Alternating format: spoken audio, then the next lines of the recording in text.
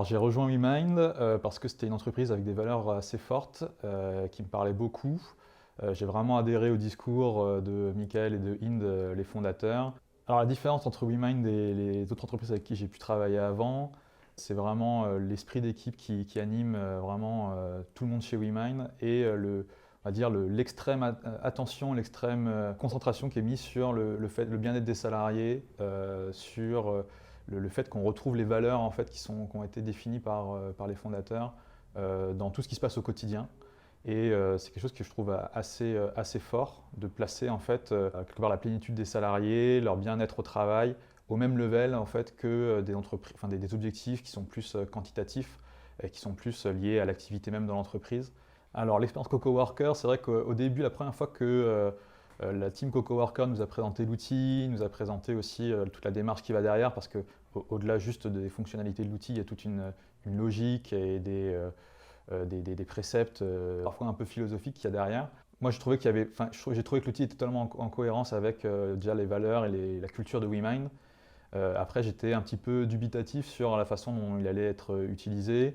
On se demande toujours comment ça va se dérouler, parce que ça permet de structurer quand même quelque part une approche. Là, en l'occurrence, c'est le partage de la gratitude, de l'intelligence émotionnelle au sein de l'entreprise.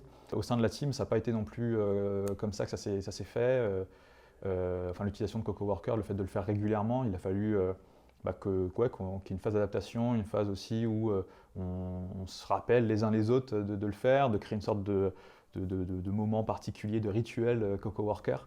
Après, au fur et à mesure, ça s'est vraiment mis en place assez naturellement. Après, il nous a aussi apporté beaucoup de choses en plus, parce qu'effectivement, ce qui est dit à l'oral, et c'est différent de le mettre à l'écrit. Ça marque beaucoup plus, c'est aussi plus précis, parce qu'on peut choisir les mots. De penser à le faire aussi, de vraiment prendre l'habitude de le faire, ce qui est vachement important. Je pense que c'est vraiment un truc qui est peut-être le truc le plus important pour moi sur Coco Worker, c'est vraiment d'acquérir le réflexe de le faire. Ça permet vraiment pour soi de se concentrer sur les points positifs.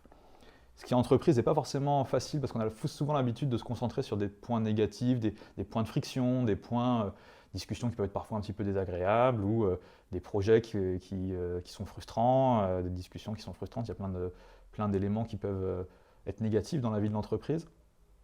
Et au final, ce qui est important, c'est quand même de voir le positif, c'est ce qui crée une émulation, c'est ce qui crée une dynamique d'équipe. Et Coco Worker aide vachement là-dessus parce que ça permet de pouvoir le faire de manière régulière et de le faire au sein de l'équipe, soit même de mettre en avant ces situations-là et de le partager. Et du coup, tout le monde en profite au final.